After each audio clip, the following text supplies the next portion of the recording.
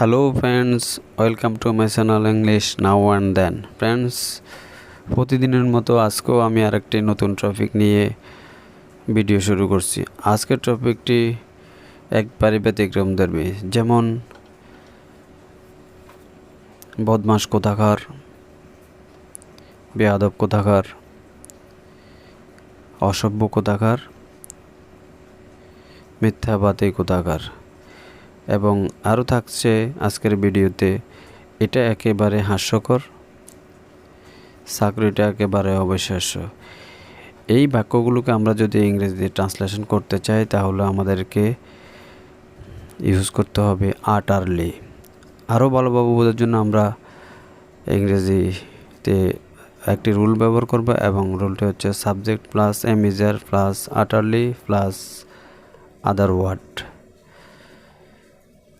তো শুরু করার আগে বলে নিই, আপনি যদি আমার চ্যানেলে নতুন হয়ে থাকেন তাহলে অবশ্যই চ্যানেলটি সাবস্ক্রাইব করবেন এবং পাশে থাকা বেল আইকনটি অন করে দেবেন। তাহলে শুরু করা যাক। ফার্স্ট এক্সাম্পল, বোকা কোথাকার। You are utterly stupid. দুষ্ট ছেলে কোথাকার।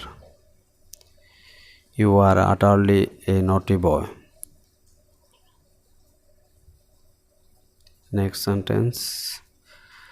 ফ্রেন্ডস, আমরা অনেকগুলো সেন্টেন্স মেক করে সময় নষ্ট করতে চান, সেই জন্য দু একটা সেন্টেন্স তৈরি করছি। এটা একেবারে হাস্যকর।